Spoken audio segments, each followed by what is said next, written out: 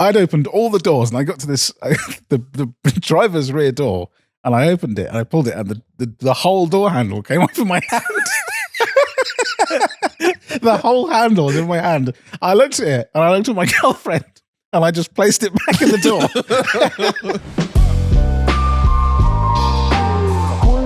Hello, and welcome to episode 14 of the Cars Rule Everything Around Me podcast.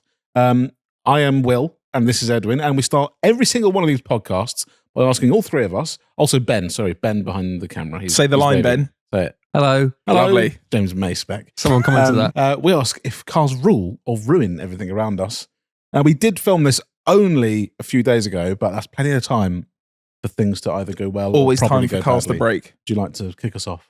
It is a rule for me for one simple reason. It snowed over the weekend. Yeah. And therefore, that means skids. So yeah, it snowed very briefly for only an hour or two, but I went out and did skids in my cars. Therefore, I'm happy. And nothing broke, so it's great. How about the rust hole in the beat? We don't worry about that.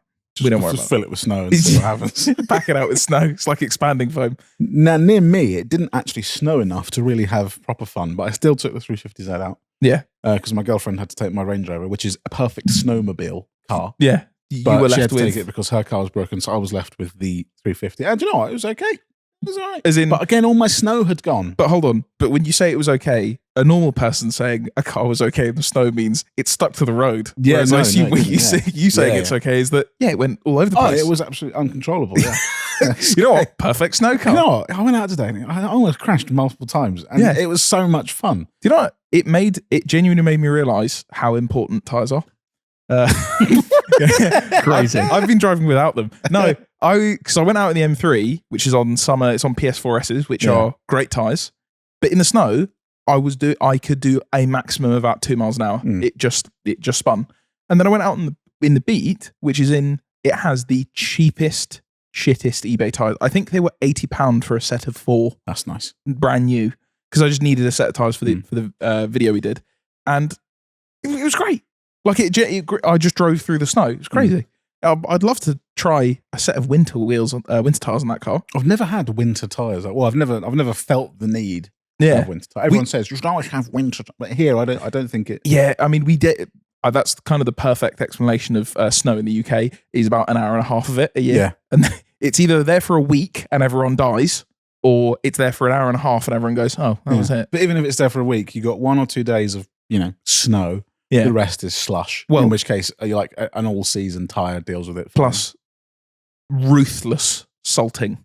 It's a great band name, but in the UK, if it gets sub 5 degrees, gritters are out. the gritters are out. Yeah. We do not want you Is slipping. it 15 degrees today? You're like, send the gritters out. Yeah. All 100,000 of them, like this legion of gritters Yeah. out to blast the front of your car. Yeah, I was literally driving the other day in the Beat, and there was a gritter, and I was like, no, and then it sprayed up the car, and I thought, I don't care about the paint on this car. This is great. I don't care. I just care about the Keep doing underside. it. Take it back to bare metal. Let's go. Sand it down. So yeah, I'm in rule because of that. Will? I'm in rule because things are working, things are good. I did over the weekend consider working on my Clio, You know what? but it was too cold. This is fair. This is what we're actually spoilt with our studio. That just off camera, we have one of those little plug-in radiators, and it heats it up. But I do the same thing. I look out onto the driveway and go, "Not today. Yeah. It couldn't be today." The thing is, I have now pulled it. I could pull it into a garage, which it kind of now is, because it's now on its wheels for the first time in 4 months. But even then, Progress. it's just too cold. Yeah. I looked at the snow and I thought, to be reaching down into the back of that thing, it's too cold. Still talking to be about doing cars. that. Oh, it's tough for Ben. Ben can handle that one. Yeah, I say that I didn't do anything. I actually went out to the MX5. So I was like, I want to get that. Since the video finished on that we did on our YouTube channel, Top Dead Center, I drove it a few times off the road, getting it ready for its MOT, and then kind of got busy with other stuff. And I thought this weekend, you know what? Nah, let's get this thing ready for an MOT. So I was turning it over my driveway, and Will, you might remember this. Do you remember sometimes when starting the MX5? Yeah. It wouldn't start for a minute and then would go dum dum dum bang and would do the loudest backfire. Yeah, this weekend it did it more than I've ever heard in my life. It did it so badly that my kind of 80-year-old neighbour walked around and went, "What happened?" Did like birds fly out of the trees? Yeah, the local farmer going, "Who's shooting on my property? Someone's out here shooting." No, it was ridiculously loud. And when I walked back around the front, my dad was standing in the window. He went, "There are sparks coming from your coil pack, by the way." I was like, okay, we've got some work to do on that and fix that back up. So I do need to fix that. One thing I did do on the weekend actually is, this is Clio related, is I priced it up. Because you're going to, if anything goes wrong again? I was like, you know what? I can't be bothered to work on it. It's tough. So now I went through, I was like, how much could I get for all these bits? So I've made a list of how much I think I'd get back for it. Ben, just in case. Ben, it might be your time to get some parts for your Clio. Ben won't buy. Ben won't do anything. Ben doesn't buy modification. I might sell the Clio. Whoa! Okay. So hold on. So, okay. To you, Ben, rule or ruin this week? It's a rule because nothing's happened, but Now explain yourself. Why you want to sell your Clio? I kind of want something else, but also I kind of want to not spend all my money. But also, well, it's also winter, so I'm not really driving it. So I took it out for driving my car in the winter. Oh, tucked away the Clio for the winter. Yeah. Just trying to keep the miles down. It's just parked on my road, but I took it out for a nice drive on Christmas Eve when there was no one else around, and I haven't driven it since. Here's a question That's for you, over Ben. 2 weeks. How much that? Benjam.rog Instagram, getting my DMs and offering me money. This is For you? For me. I don't know if I want you to have it. Well, it wouldn't be for me. So we'll get onto this shortly. That's But a my great girlfriend shout. my girlfriend wants a new car. She has, guess what car my girlfriend has?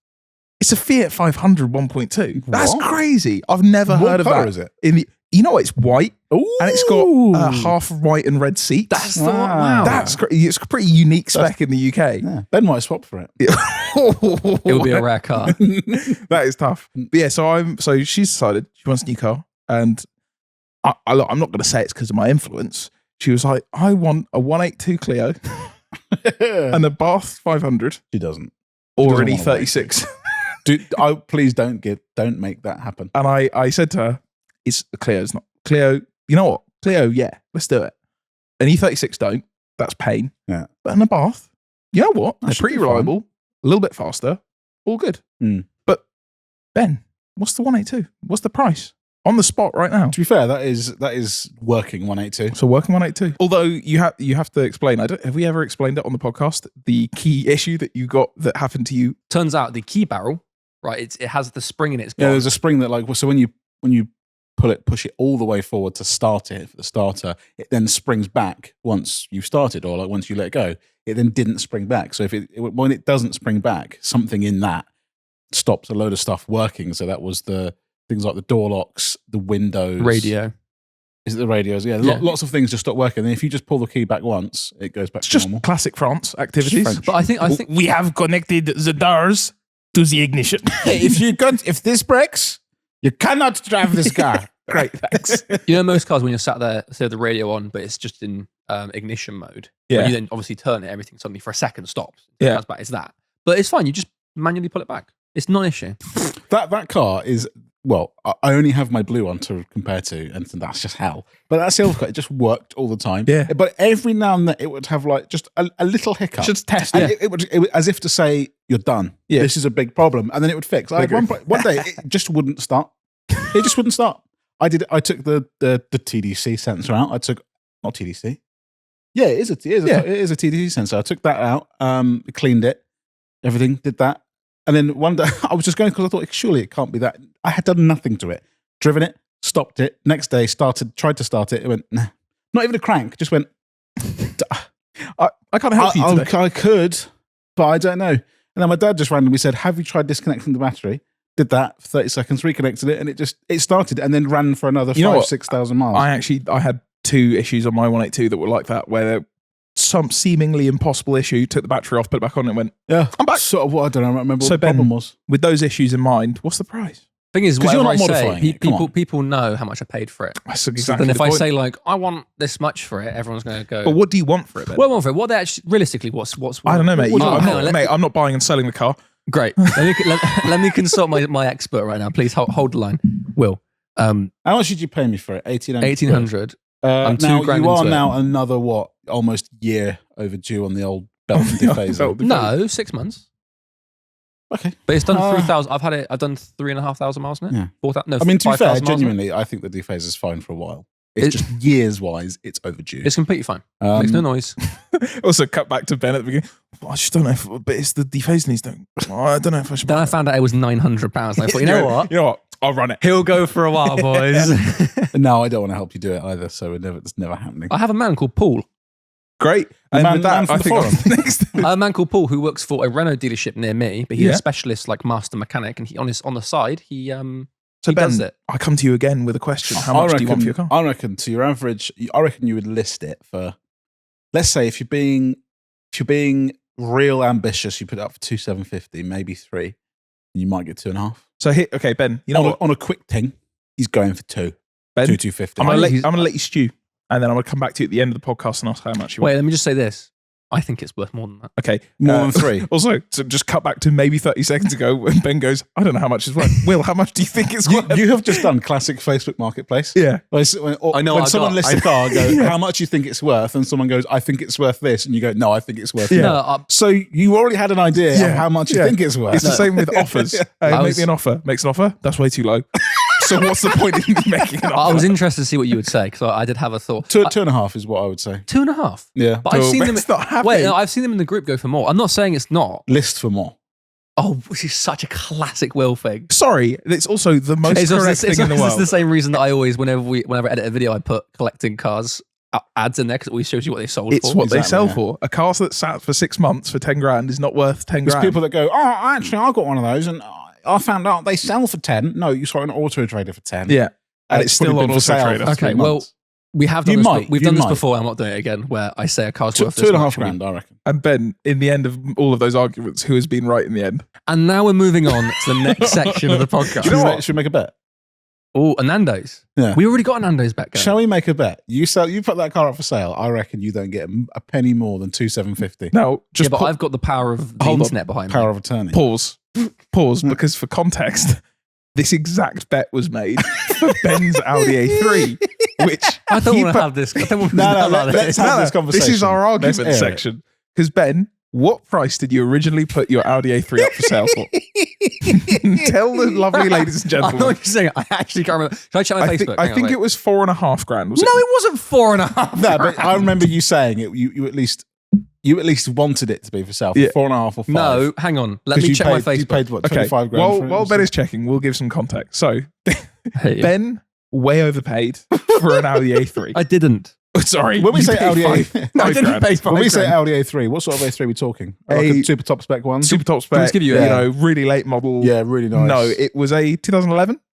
9, wasn't it? Oh, Yeah, it's yeah, 2000. Okay, it was just going into the 2009, facelift. 1.6 MPI SE Technic. So So 1.6. the one no one wants. An NA I want 1.6 petrol Oh, I don't know. with base interior. With base. I don't know what happened. I'm Mike Tyson. Come on down. With base interior, everything standard, nothing special, silver. Just cloth car. And Ben Grey walked up and to a cloth. dealership and said, "This car that's 3 grand, 3 grand too much money. I'll pay you that 5 grand." How much did you haggle with the guy? I tried. To be fair, this was before Ben had influence from Yeah, us. also, this is youthful Ben. This is So, youth. yeah, Ben yeah. in his youth. You know, we all make mistakes. Because like- what happened was Don't make mistakes. before I What's happening bought, to me? I've bought some terrible cars. I bought a Suzuki Swift Sport. 'Cause I couldn't insure anything particularly interesting. And That's I, quite interesting, though, for that age, I think. But I bought that car, and that car, to be fair, was quite cheap. But I bought a bad one. And Which- Edwin said to me, he said, either you buy a good one for more money, or you buy a bad one, you do the bits to it. And I thought, only a few bits. It was a lot of bits. now, no, not just that. You sent me the link to that car, and what did I say about that car? You said, Ben, get yourself up to Birmingham right now and grab that from I that said, guy. "Do not buy this car." And Ben went, "Okay." 2 days later, I bought a new car. That was, yeah, it wasn't a So, good what car. was the price, Ben? That you put it up? I can't originally? find, hang on. Okay, It was 4 something. it was 4. The was 4 number started something. with a 4. I think I said I wanted 3,750 originally. For No, it was started with a 4. something. No, because it kept dropping. Yeah, I know. I know. It kept dropping. Doesn't my bank account know about it? So you put it up for 3,750 after there was already some bullying going on, but Yeah. Will's deal was you will not sell that car for 3,250. He said, Agreed. you won't get penny any more. more than that. Yeah, Right. 3,250 or more you wouldn't get. And Yeah. Nando's. A Nando's was put on the line. Indeed. After a month, it wasn't happening. So Will renegotiated the bet and said, "I'll give you another month and you won't even get $3,000 for the car So that was, I mean, I've dropped my number. And then you said, and a month. but didn't you want another Nando's out of it? Yeah, there was. Yeah, yeah. It was. And you course, said it was there'll not- be a second Nando's. Yeah, President. it was Yes. it was double or nothing. Yeah, If you could yeah, sell yeah, the car, you wouldn't owe each other anything. And in the end, then what happened? Well, a man came to my house after I dropped the car to $2,500. Oh. And he said to me, mate, I would like this car for £2,300. And I said to him, it's been 2 months. I needed a car because I've got to travel 100 miles to work. It's sold, mate. Lovely. And that car, he kept that for a long time, and it's, you know, he drives around it a lot. And he flipped it for £4,500.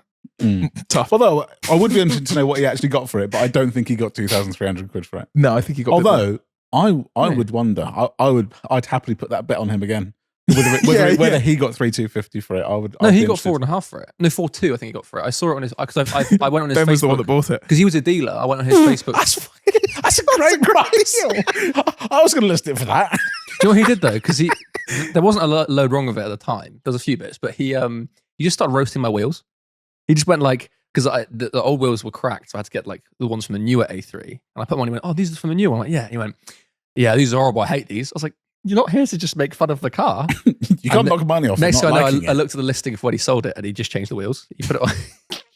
And everyone went, "Oh, I'll buy that now." Yeah. You know So, what? 4.5. So you put it up for 4, and you thought, I'll take 2, 3. So if anybody's wondering why I'm trying to buy the Clio off Ben, now you know. Yeah.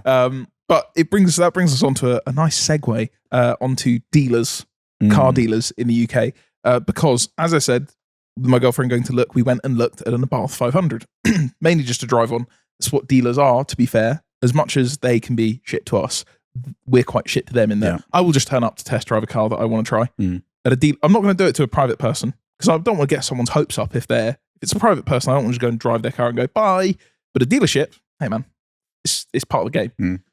I went to go and look at this Abarth 500 and I'll paint a picture. Maybe for our UK listeners, you'll understand. You'll get the picture quite quickly. We'll explain afterwards for our abroad listeners.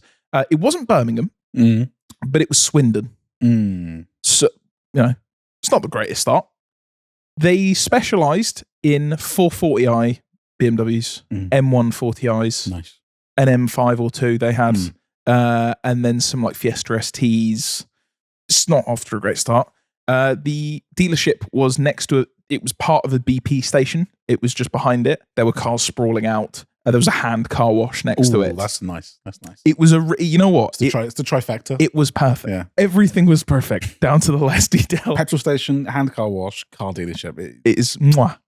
So I turned up, Trust. got out of the car, and there was no one there. Nice. Walked around the dealership, and there was just no one there. That's nice. I So like that. I rang the number, and I'll refrain from doing any accents because we can fill in the gaps here, and I'm not very good at doing it. But the guy was like, "I'm out on a test drive." I was like, "Okay, there's no one else here." He went, "Nah." I was like, what kind of test drive are we on? So the gates are open. I just walked around and looked around the car. Yeah. Guy came back after 10 minutes, and because it was cold and it was quite a while away from my house, I went in the M3 because my Merc is still broken, and the Beat, I didn't want to have to deal with driving that. I turned up. He turned back up in an M2 with the guy. The guy did not buy the M2. Red flag number 1. Yep. He got out the car and just went, "Thanks," and left. I was like, He was doing the same thing. He was like, I'm going to test drive at the shitty dealership and go and buy a good one. Go my nice one. The guy got out the car, walked up to me, ignored my girlfriend, who I'd said she's the one buying this car. You were trying to sell this car to her. I'm just here to help. And went, "Is that your M3? How much you want for it?" I was like, here we go. Here we go. He spent the next hour trying to buy my M3. Also, like he's going to offer some ridiculous price. Which is what I said to him. So every dealer, if you turn up in a car that they like or they think is cool, will say, "I want to buy this." But they will never give you any amount of money you want because they are a they dealer. need to make money on it. So he said, "Oh, how much do you want for it?" And I said, "I don't want to sell it right now. But how much, like, when you want to sell it, can you sell it to me?" I said, "Well, you're not going to offer me the right amount of money, so there's no point in us having this conversation." He went, "Nah, but like we're like a family run dealer." Like tried to sell me on why I should sell my car to him for below the market value. And so I hit him with the old classic that they hate. I went, "No, I'm just going to send it to auction." We're on a test drive at this point. My girlfriend is asking questions about the car. He's ignoring it and still trying to buy my car off me. And he said, don't do that. But in a genuine, like, sad, like, please don't do that. That someone else might get it. Yeah. And I said, oh, no, don't worry. I'll send you the link to it when it goes live. And he went, oh man, I'd just rather if you sold it to me. No matter how many times I told him it was not for sale, he would not stop badgering me. To a point where my girlfriend had to cut in halfway through him asking something about my car, being like, how many miles? She went, which way do I need to go here? Because we're driving around the local area. What's going on? I don't know what it is about some car dealers that have these. I don't know if they think it's some kind of tactic. They're obviously trying to talk to you on a. Yeah. Obviously, he's interested in buying the car, but also they try and talk to you about everything other than the car you're in. Yeah. Like, well, to be fair, it wasn't. Remember we bought that Range Rover in Birmingham? Yes. Yeah. And we wait. How long did we wait for that guy? An hour and a half. It's just ridiculous. We just waited in this compound where there was an Alsatian locked up. Yeah, I was like, I'm going to turn into mincemeat very, very soon. And there was just remember there's just a car running? Yeah, it was the car running in the corner. It was for the entire time we were there was just like Peugeot just running. Yeah. Just running the whole time. No one there. It was just ridiculous. And the amount of times you've seen, I haven't actually bought many cars off of dealers like that. No. But like there was a bit I had to buy for the Focus, the ST we had months ago. And I turned up and this guy he was selling parts privately, but had a dealership. Went to this dealership and it was in Luton or just outside of Luton, and it was what you'd imagine Luton dealership. A Luton dealer. Like. Yeah. It was like a shipping container, cars outside, little shack with a seat in it. And there was there was a couple of guys, he'd obviously chucked some snake oil crap through a car that had some kind of emissions problem or whatever, and it was just absolutely chugging out smoke. And there were two guys, they'd like bought it and then brought it back. Yeah. And then he'd put something in it to say, yeah, that'll do. And he goes, yeah, drive it around for a few days and then come back. He goes, oh, sorry, mate, I'll be with you in a minute. I was just like, how do people buy? Yeah. But people buy from these. Yeah. Also, like, even if it's a cheap car, it's still a lot of money. You're still probably paying, I don't know, £1,000, £2,000, £3,000. But the best part about this, when he finally stopped trying to buy my car, is that, I mean, you've driven in. Well, you haven't driven in the car with my girlfriend, but you've seen. Yeah. She drives fast. Yeah. Everywhere, faster than probably me. And she is yinging into roundabouts at 40, 50 mile an hour without a care in the world. But while we're going on this test drive, guy in the back went, kind of a fast driver, you know.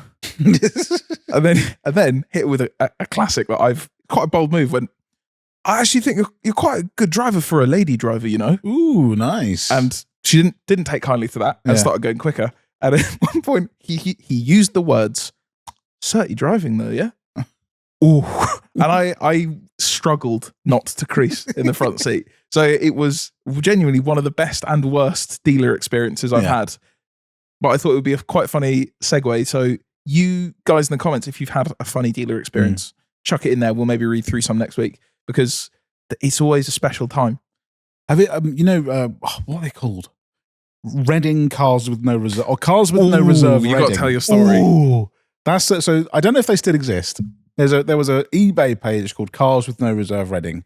They basically just buy anything. Do they sell cars with no reserve? They sell cars at no reserve. Where are they? I think they're in Reading. Oh, that's cool. Yeah. Okay, interesting. Not far from where we are, basically. And I was looking at the time. I was commuting every day to Swindon, no less. It all comes full circle. It comes full circle. It always is Swindon. I was going every day, just like I think it was 160 miles a day, basically. So I was like, I want something diesel but also comfortable to go up and down the M4. So I thought 7 Series, 730D, reliable engine, comfortable. I want one. Many for sale. Obviously, because they're a cheap executive car that has got to such a price, there are many who they just, you can't be trusted. But there was Cars with No Reserve Reading, and I bid on this one and won it for, I think it was like 1,800 quid or something. And it was one owner in Scotland, 140,000 miles. And I thought, one owner, that's good. Like lots of these ones have been at BMW, had everything done. So I got there, and they'd say on their ad, you don't have to buy the car when you get here. I think they've had enough people now that are like, Jesus Christ, this is like, I'm not buying this. They said they pull the car out, and you can just have a look at it. You can take it for a test drive. So, well, anyway, you paint the scene. I get there, what feels like hundreds of cars just stacked in, just coming in and out. It's like a conveyor belt. At the back, there is like a inverted commas detailing bay where there are people Do you mean? polishing cars with what looks like clay Yeah. Okay. on like a dual action thing. And Well, is probably not there dual action, is it's probably there a an saw. old wooden rack of shelves that have Yeah, all yeah. different colours of with bottles of luminous liquids? green liquids Yeah, on? that's nice. So they are polishing the living daylights out of these cars. I couldn't help but think, like, they're all about efficiency, right? Getting cars in and out. And yet they're spending, I don't know, half an hour to 45 minutes ruining a car over in the corner. Swirling a So car. you could leave that. You know, I'm paying $1,000 for an XKR. It doesn't really matter. But then, like, so I said, I'm kids to these 7 Series, and they didn't really know what was going on. And it said in the thing, stacks of paperwork, which I is remember part of the you- reason I bought it. 'Cause Yeah, I was remember like, you telling me. one owner, stacks of paperwork. I'll be really pleased with that, because if it's a 7 Series that's been looked after, great. Pulled the car out, it will look good. And he said, do you want to take it for a drive? Yeah. And then he just gave me the kit and walked away. So they just trust you to just take the car. I could have just driven the car away. It was me. No dealer my plates? girlfriend took me. No, nothing. No check of insurance. No idea. Just absolutely enjoy it. No, I hadn't paid anything. I'm looking around the car and I thought it is a bit rough. It had soft closed doors. Nice. Huh. And then I went to open the back door. And it felt like a cartoon. I wish I could have recorded it. I'd opened all the doors and I got to this the driver's rear door, and I opened it and I pulled it, and the whole door handle came off in my hand. The whole handle was in my hand. I looked at it and I looked at my girlfriend and I just placed it back in the door. And I went back inside and was like, yeah, not for me. And then, But then I said, like, you know, it is very, very cheap. I said, can I see the paperwork? They went, oh, paperwork, yeah. No, this is all it is. And he handed me, it was a folder. They put everything in a little folder. I opened it. It was just the V5. just the ownership document. It's just the V5. I was like, I guess it is a stack. Yeah. It's not a very big What one, was is it? it? What was it when you left afterwards? He called you back and said, "No, I Well, found all the history now." Then there was an entire kerfuffle about, because it's a family run business, would you Yeah. believe? And it was like the dad I was dealing with, and then he was the most hectic, just like out of control human being. Like he fit that business perfectly. Yeah.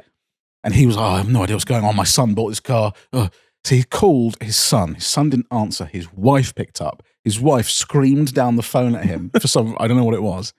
And basically was saying that his son was in the shower, and he went apeshit at her down the phone, telling him to get out of the shower and speak to him.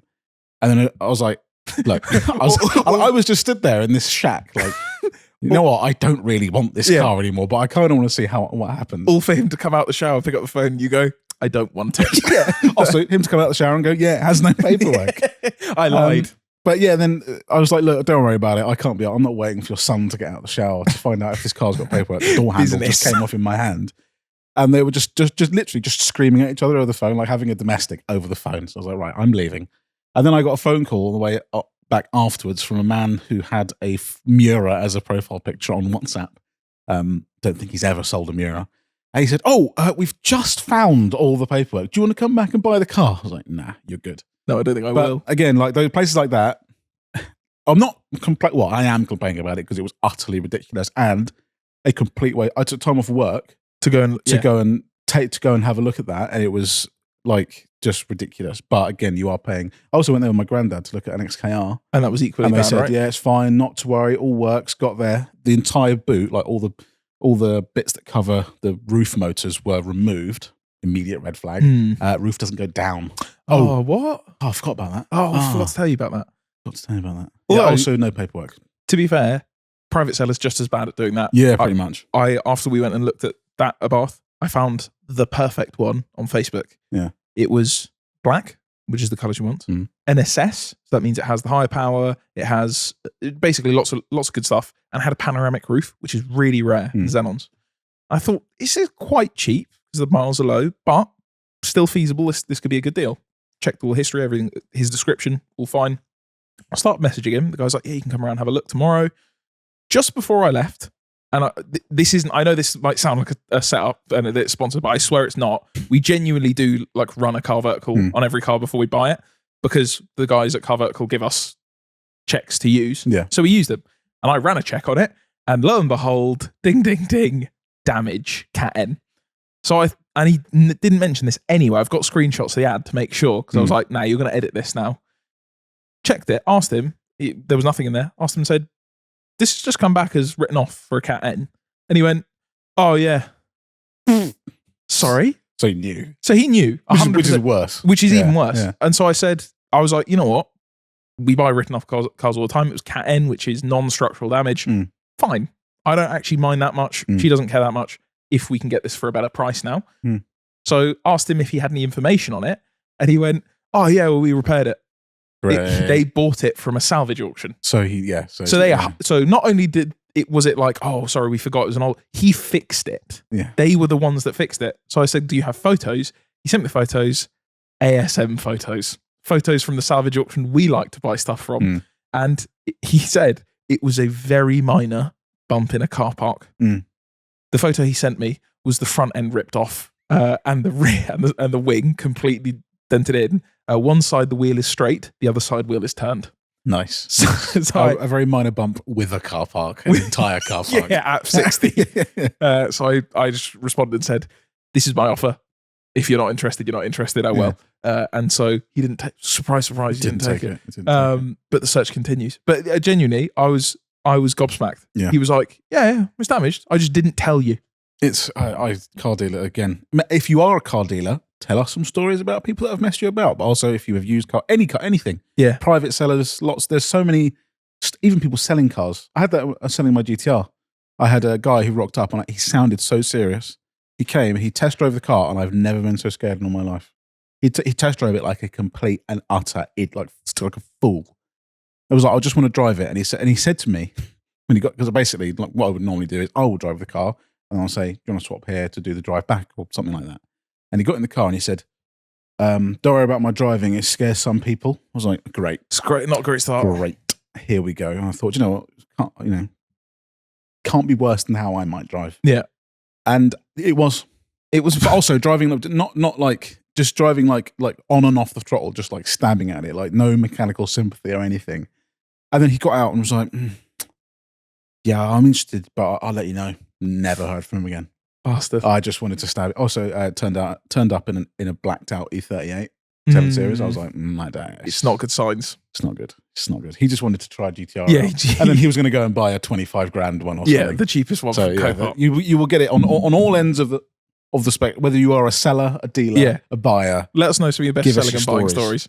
stories. Before we move on to the next bit, the forum, I have to quickly pause and talk about what's on screen because this is near and dear to my heart.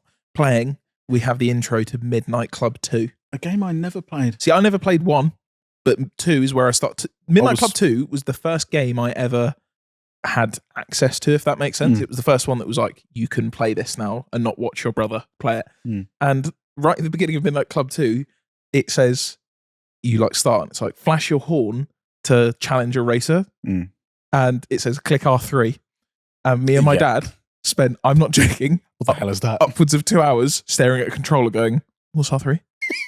I got R1, I got R2. Like clicking combinations of 2 and 1 to make 3. We were like, no. This is And then you look at the diagram that says, it's the analog stick. Like flicking it forward and back going, what is this? It also meant years of playing games where you are running and just never sprinting. Yeah, just walking everywhere. But this game, the trailer thing that plays here, as a child, that was the coolest thing in the world. I don't know why I never played this one. I went straight to 3. And now 3 was 3 is cars. 3 is real cars. Yeah. This was made up cars. Like that's a Viper GTSR, but it's not. It's a Strongback LM or something. It's a made up name. It's a snake. It's a snake LMON. Yeah, exactly. But Midnight Club 2 was a absolute top tier game. And you know what? Top tier franchise. Yeah. Why is that died? Why? Midnight Club LA. Now I know that it, in comparison, didn't actually sell that well. Yeah. Like it could never beat a Need for Speed But franchise. surely, with how big like Rockstar and GTA are now, and how I guess look how big Forza Horizon is. Yeah. If Rockstar came out with something that was, and especially with how far they've like the last Midnight Club LA. Yeah. That was a long time ago, and they've done GTA. I maybe there are different people that do it, different parts of Rockstar that do. Yeah, this, it is a different studio. I But think. still, that they've had how far GTA has moved and Red Dead Redemption and the new GTA. They could apply that to a Midnight Club. Oh man! Also, actually make something new. Because GTA, if you look at GTA Online, which is the only thing kind of remaining of GTA 5, cars are the biggest part of it. That is the thing that most people are excited for on the new release. I think cars are now more socially topical and more like in than they were whenever Midnight Club was out, if that makes sense. Like, cars were a nerdy thing still when Midnight Club LA was out. Cars are now like cool. People, You think? well, not cool. I think the opposite. No, I think now, if you like Instagram, think about how many people are like, oh, GT3 RS, oh, Lamborghini Huracan. Yeah, but I don't think it's as widely accepted anymore. Oh, I think it's more. Do you think? I think it's more, yeah. Interesting. Because there's now a whole group of like younger people who are now just interested in it from watching YouTubers like buy ridiculous hypercars and things. But also Midnight Club, first to do loads of stuff, at least car-wise, I think. Yeah. Like, okay, new Need for Speeds, we were talking recently, Unbound and Heat to me, so I played it over Christmas. That's the same game. Same. There is absolutely no difference between those two games other than a really bad story. Like a really bad story. Like a tough to listen to story. I had to turn the subtitles and the sound off because I can't hear another person go, racing makes me feel free, bro. Yeah. Leave me alone. What's the line? I can't. Is it fire? That car is straight fire, yo. It is. What is up, fellow kids? It is that. It is. But then all of the modifications are the same as the last 5 Need for Speed games. Whereas Midnight Club, they went, you want fitment? Do you want different tyre profiles? You want different brands of tyre? You could have a Pirelli. Incredible. That's Do you crazy. want different interior LED lights? Do you want different steering wheels? That and juiced. Yeah, that's what car people want. I get it. Car people are a very small minority of people, but come on, do a game. Is it Midnight Club 3 where you go through the mods and you pick an exhaust? You have to pick the brand. Yes, yeah, It wouldn't have an impact, but you could have a baller or exactly. I think LA as well. Yeah, but it was like, so the brand didn't have it didn't change anything. No, but like now that'd be great if you could change the brand and it would change slightly how it's, because if you Need for Speed you could change an exhaust sound or something. Yeah. That would be great. You could have NOS, or you could have, is it NX Express? NX Express or NOS or all the different brands. I'm like, I know this has no effect, but it's cool because as a kid, I'm like, so I'm running the 300C. Yeah, it's got NOS. I've got a Pexi exhaust. I thought about the baller. I got Brembos on the brakes. It's got a Brembos on the brakes. Gotta have those. I thought about Willwoods, but free option, the Brembos. But so a great game. A bing. Great. Can't speak. Do not cut that.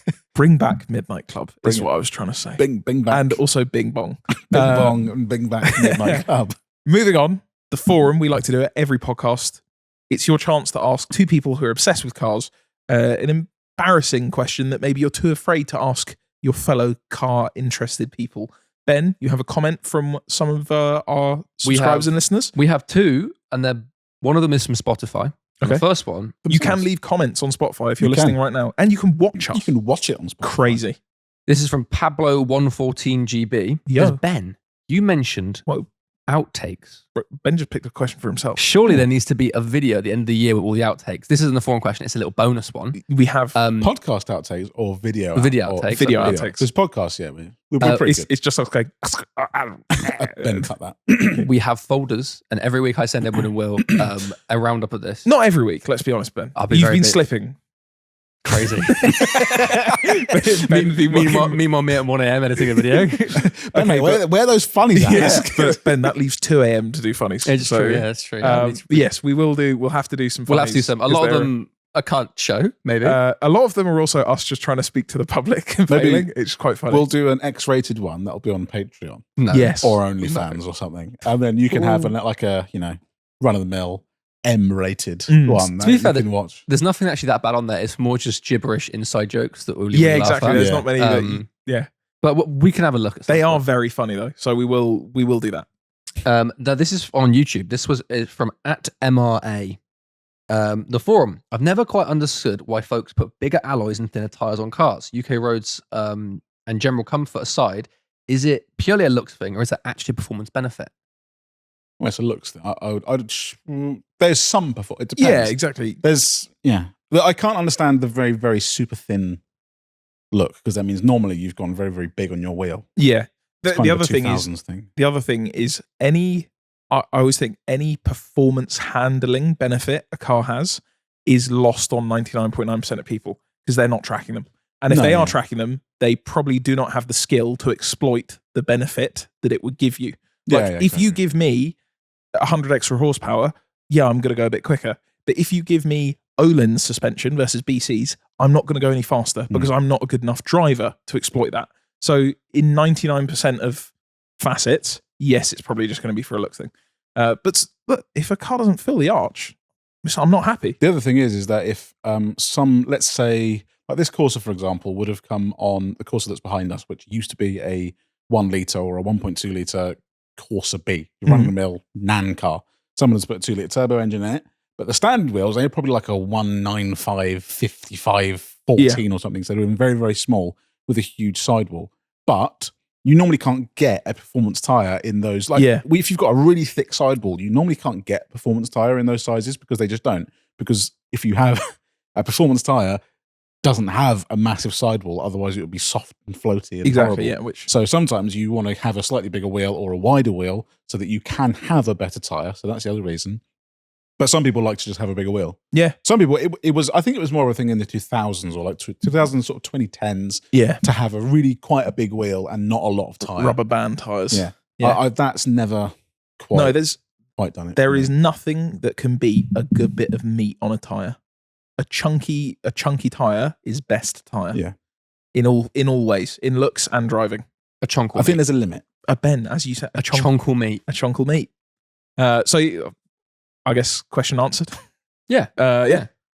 But they need to be thick tyres for you guys, surely. Because every time any tyres come, you guys go, how thick is that? Oh, is it filling the arch properly? But again, there's a level though. Like, yeah, you can go too far. It turns into looking like the Starlet out there is they've gone wider, but they've got the standard sidewall, so the top of the tyre leans out. That's not that great of a look. Yeah, it should just be square. Yeah, like that's the wrong way too far. Yeah, it's a mix of tyre plus size of wheel plus many other things. What about stretch tyres? Not anymore. Keep it for me. I used to like it when I was into stance stuff. I was thinking proper stretch. Yeah, I was thinking stretch tyres. I see some ridiculous, especially what I've been looking for wheels for the 350Z. And you find wheels for sale, and they'd be like, "This is an 11J wheel, so that's an 11-inch wheel, it's quite a big wheel." Yep. And it'd be like, "Yeah, I'm running a 2.25 on it, or a 2.35." I'm like, "Oh." Yeah. He says, "Just a little stretch." No, that's a massive stretch. So yeah, that's a tyre that should be on like an 8J. You're running 3 inches too short on it. It's ridiculous. Yes, they're doing it for fitment, but I think tyres are. I was thinking about this the other day. Tyres are one of the quickest ways to work out if someone understands cars or not. Not just choosing tyres, but what width, what they go for, how they make their tyres look. Because 99% of the time that I see a really dumb looking car, like a 1 litre Fiesta with some JR wheels, it has the completely wrong tyre aspect ratio. That's like the quickest way that I look at it. I'm like, you just don't know what you're doing, mate. Fool. But yes, so tyres are the most important mod. I'm going to say it as well. Do tyres first. Before any other mod, get nice tyres. It makes the biggest difference. So no matter what you do, the only bit connected to the road is that little patch there. Wow, Ben. That's what my dad used to say to me. Ben the tyre salesman. That's why you want these Michelins. PS5s right now.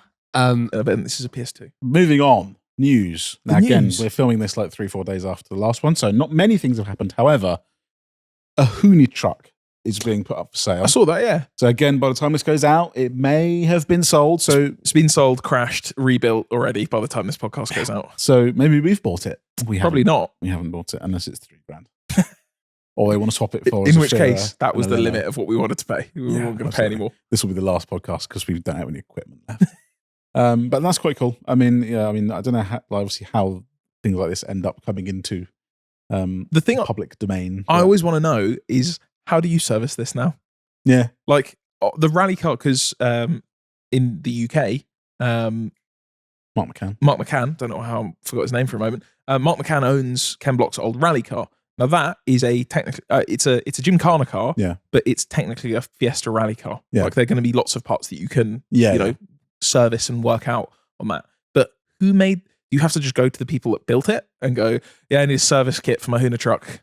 Like most of it's either custom or will be specialized parts. If something breaks, like something suspension related or whatever, what do you do? You need to find a man. To make something. What do you do? Yeah. But it'd be interesting to see what happens with that car. Again, another reason why Mark McCann's car is very cool. He uses it. Yeah, that's what's cool. That's great. I hate when it's like, we'll put it in a museum's a kind of okay middle ground where it's like you still let people that see car it. was built It's built to do dumb stuff. for that. I get it's done its thing. Yeah, it's done its like the videos and whatever it's meant to do. But it'd be good if someone bought it and went, not to ruin it, but to use it. I'm about to jump this thing. Or even if it went to a museum, but they pulled it out for shows or whatever. Yeah, that's cool. That would be cool. So if you're bidding on that Hoonigan truck, which our listeners probably are, I reckon there's going to be a fierce race between cream listers. Make sure that you use it. Yeah, just make sure, and we'll have a go.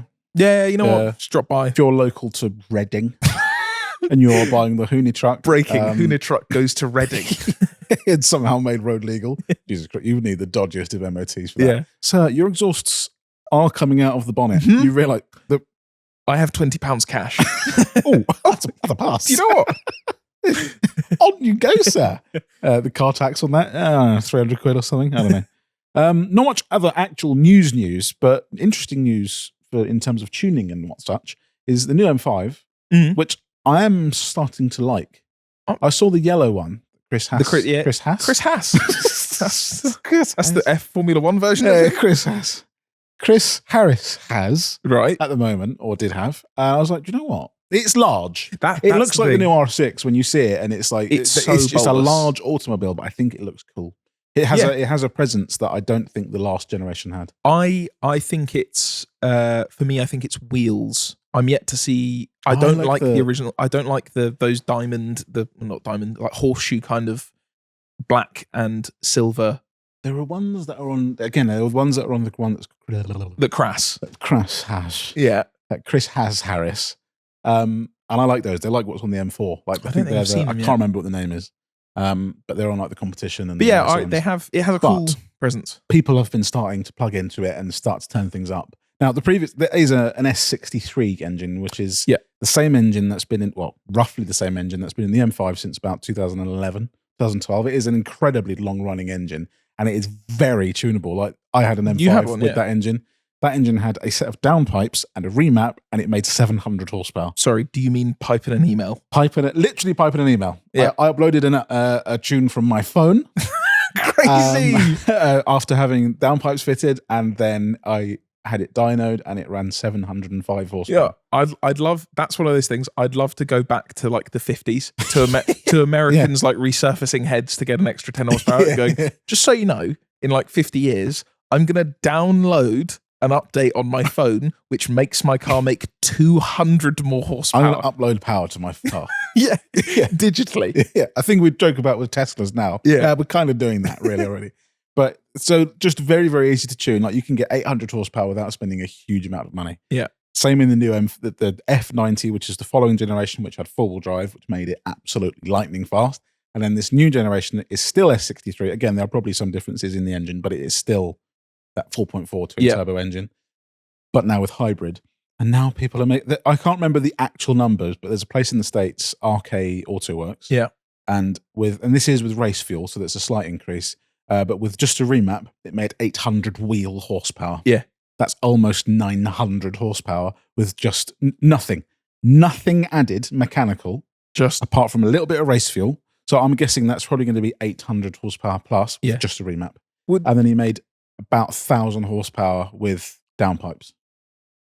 It is absurd.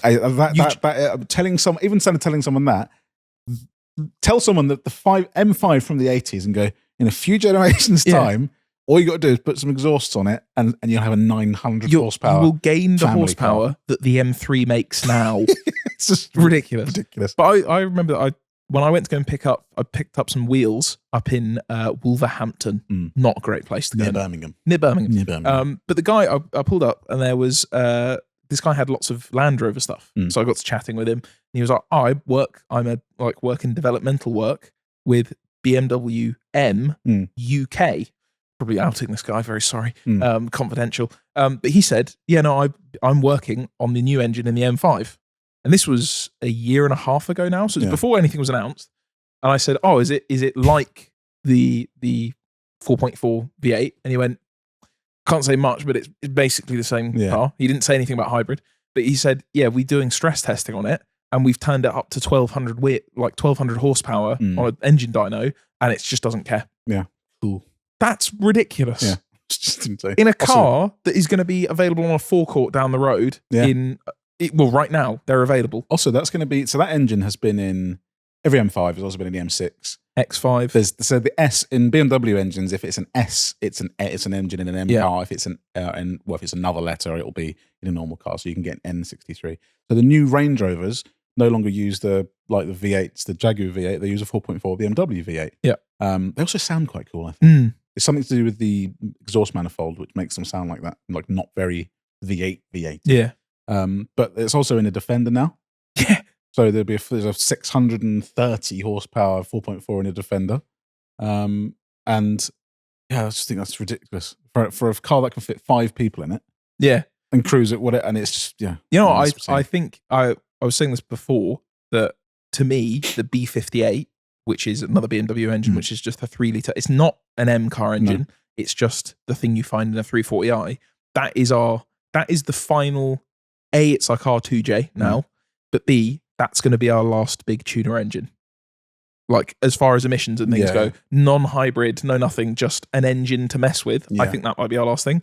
But I think the 4.4 is in there as well. Yeah. 'Cause it's relatively reliable as well. Yeah, but There's they're also- everywhere. Yeah. They're like, they're not as common as like a B58, but the first gen X5 and X6M, Yeah, they had them as well. Yeah. M6, M5, they all have. What's that? Is M8? M8 is 4.4. Yeah. So we've got lots of cars that have them. There's what 13 or 14 years of cars that have got it. They are starting to have some. I know M5s. Some BMW issues. It's all classic BMW. It's rod bearings and it's valve stem seals. They start to smoke a little bit and they start to spin bearings a little bit. But I don't think it's as common as others. It's always great when you speak to someone who's not into BMWs and you talk about that stuff and you're like, yeah, it's just the normal thing of the rod bearings eating themselves. Sorry, As what? someone who comes from like Toyotas goes, whoa. You tell like somebody who owns AMGs, cars of similar performance, they go, sorry, what? Hold on. You have to change internals in the engine. You're rebuilding your engine every as few like years. some kind of service item. Yeah. Yeah. It's just perfectly normal. You just do your rod bearings. We all do it. It right? is, well, also just no actual cure. No one knows. E92 is daily on there. People going, yep, just had my rod bearings done. Here they are. Here's them worn down to a crisp. I remember it was quite a high mileage car, but it was on the E92 forum, and it was here are my three or 4 sets of rod bearings that they've done like throughout his ownership. Yeah. He has 4 sets. Yeah. He's done it 4 times. That's mental. Yeah. What? But that's just standard BMW stuff. But yeah, I thought I couldn't believe. I was waiting to see when someone would tune an M5 because normally it takes a while for someone to tune a new car because they have to unlock an ECU and do all this stuff. But like the new M4s, there is one man or one company in Finland. He's just he's doing all. You have to send the ECU to there. He unlocks it and sends it back. And like even the big tuning companies here have to do that. Yeah. There'll be a point where obviously anyone can do it, but yeah, that I was So one stunned dude by in that. Finland. You know what? I'm keeping this to myself. No one else is doing. No one's coming here. Send them over. But yeah, that was just wild. Just also uploads your dream app, gets 900 horsepower. Car. Sounds good. I'll be good for the next Would 50 you like miles. double? Yeah. Do you know what I like about I watched the Chris Harris review of the yellow M5, and he said that it's kind of like now their layout is it's almost like an M7, just big and heavy and comfy. Yeah. And then if Huge, you do that though, then the M3 now, which is a 4-door or whatever, that's like the M5. Yeah. Then the M2, Yeah, that's fair. basically like the M3 what it was. If you just do that, suddenly in my brain I'm like, you know what, guys, you got this sorted. All makes sense. And then an M140i is the baddest whip around cuz that's 30. the best one. Also, it's in a hedge. It's always because even the F10, you'd look at the F10 next to the new one and go, that looks small. Yeah. But then the F10 was massive. If Oh. you put an F10 next to an E60, when I had the F10, I had the E65, so I had the 7 series of what would be sort of a generation or two before that. Two before, yeah. And they were the same size. Yeah. That's the 7 series and the 5 series, and they are the same size. Yeah. At that dealer, they had an F10 M5. Yeah. And I think it is still might be my favorite car you've ever owned. Yeah. That car, an F10 M5. I know everyone goes on, oh, wow, BMW, wow. Drive an F10 M5. Shut up. That car. But I went and looked at it. I was looking around it, and Yeah. it was sat next to an M340i. Yeah. And I was like, that's it. F10's huge. Yeah. It's a massive car.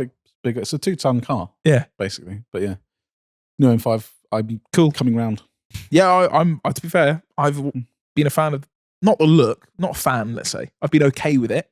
and the M2. Light up grills though. No, Not a fan of that. I'm not, no. I can't. I don't mind it too much. It's not too bad, but I Especially prefer, not I in prefer the- if it didn't have that. I saw an i7 on the road the other night with its big light up grill. Yeah. Whoa, bad. Oh, that You is, seen those that is an ugly Volkswagens? car. What Volkswagen? You saw it. I said Oh, it to the you and Touareg with the light Is it up Touareg? rear. Well, I saw one that was a Touareg with a light up red. actual Team U spec. Yeah, that it does. is AliExpress.com. Yeah. Volkswagen went, oh, you know what? Well, they're all 20p on there. Let's get loads of those. New Touareg has a light up Volkswagen badge at the back. Yeah, if not that was good. you designed that, you're a child. All I wanted to do was rear end it. So you did. Yeah, I did. Is that where you? Is that where you got the trainers so for? I smashed his Volkswagen badge in. What is that euphemism? Right. That's the news. That's the news. Shall we end? We've had our argument. I think we've had our We've argument had a with good Ben. argument, yeah. We're waiting on some more conspiracy theories from you guys. Make sure you drop your car conspiracy theories. We've got to make clear that it's car related. Yeah, Don't yeah, want to be you don't reading say. about George Bush in Yeah. the comments. Even if just because there's a car in it doesn't necessarily make it a car Yeah. conspiracy. But how about we end with our want of the week, which we didn't do last week We over the didn't. Christmas break. This is I've- Christmas one. I've had lots of things I've been wanting. But you know what? Let's start with Ben. Let's put Ooh. Ben on the spot. Festive. Do you know what I want? want? Festive Someone Ben. to offer me over $3,000 for the Clio. That's the That's money. my one you of the want week. $3,000. For I the think car. I would consider. I would consider an offer over $2,750. So hold on. Sorry, Okay, no, hold on. no, No, so no, no, so yeah. $2,750. I never understand this. Offers in the excess of this. I'm just going to give you the number. I you would. want. I would consider one at $2,750, but I like 3 for it. Okay, $2,750. So 2.5. Okay, so your offer is that actually a legit offer? Potentially. Phone calls will be made after Okay, the podcast. okay, we'll have a chat afterwards. But if anyone who's watching wants to buy it, also offer me because The number to anyone else, 3.5. remember it's been owned by a YouTube channel very briefly for one Twice. video by two Ben people. absolutely clutching at the straws right now.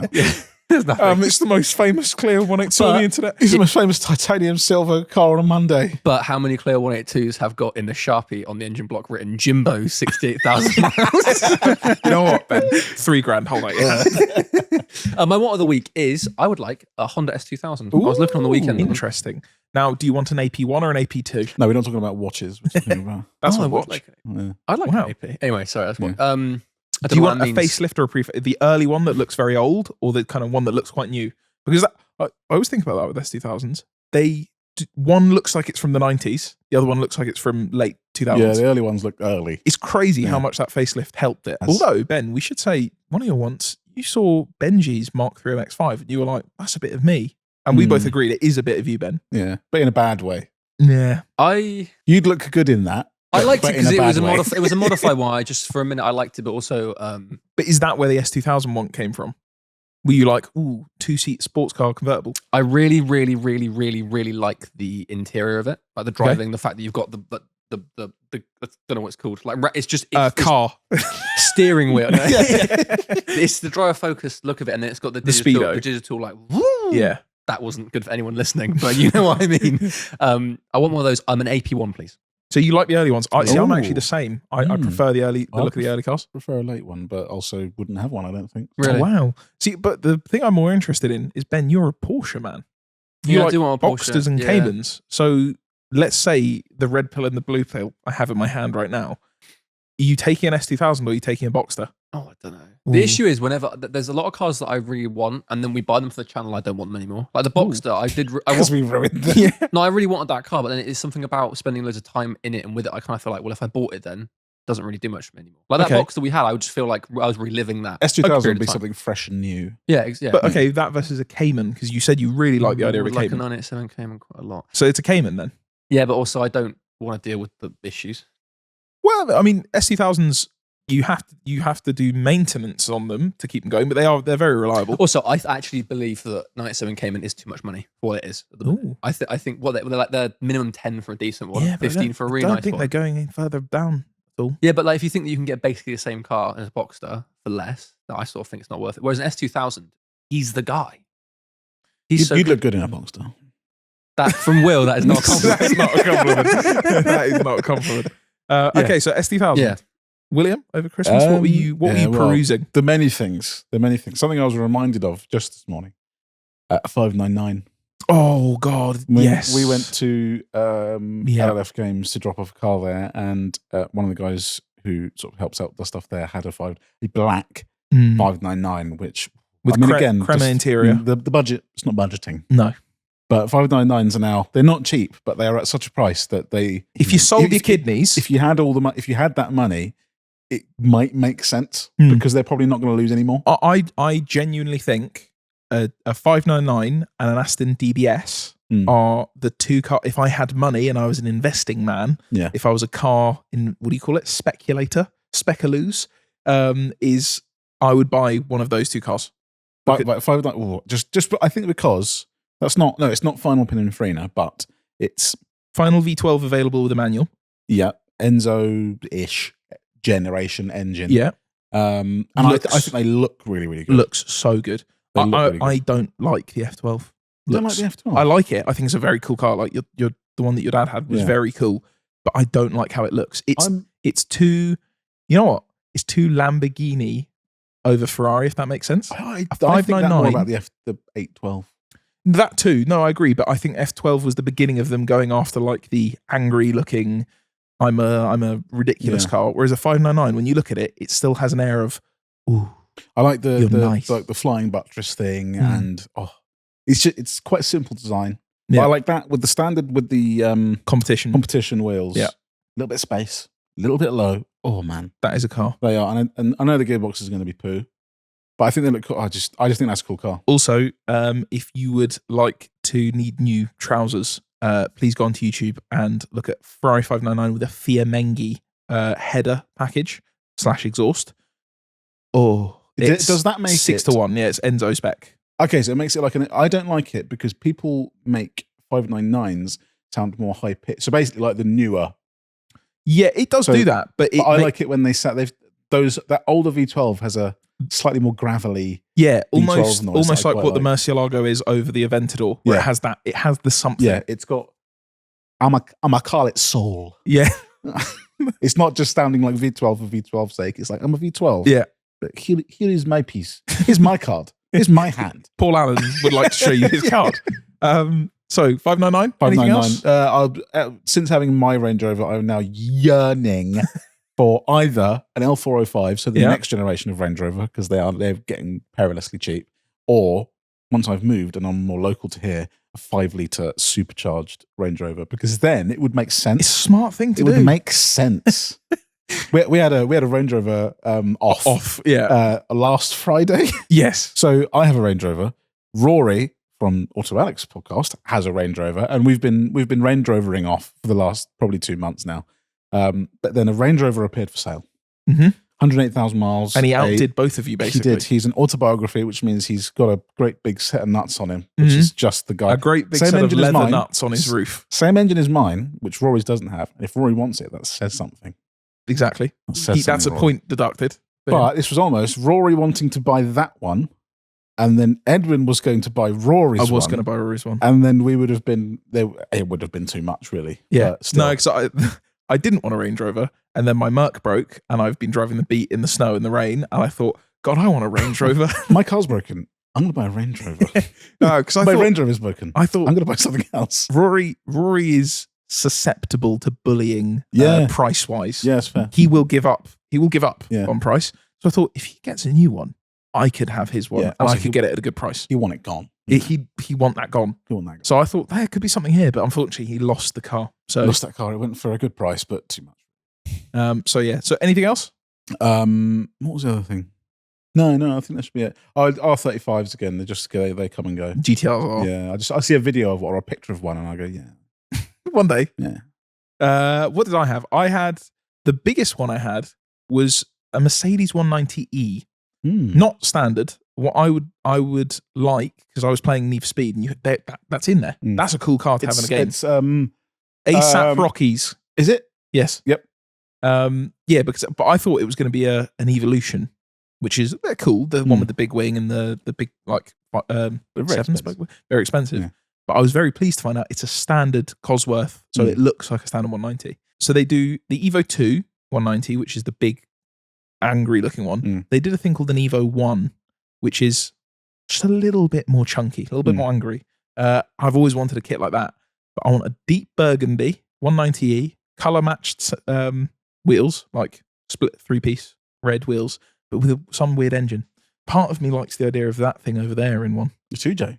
My 2JZ that has 250,000 miles on it. That would be kind of cool. That would be cool. So I wanted that.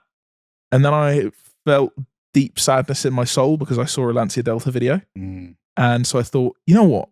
What if I sold everything and built a Delta Evo 2? Because I can't buy one. They're 80, 90 grand. It's not happening. It's just never happening. But what if I bought like a normal four-wheel drive, the early ones, and made it look like an Evo 2 and did cool engine swap? Yeah, no, those are 30 grand as well. Just to get in to the cheapest HF Integrale, like 8 valve, is like 25 grand. It's just what's going on. It's just never happening. I'm just never having one. I will be sad for the rest of my life. No, you never know. Check in with me when I'm 80 on my deathbed, and I'll be sad. Prices might come down. Yeah, probably not.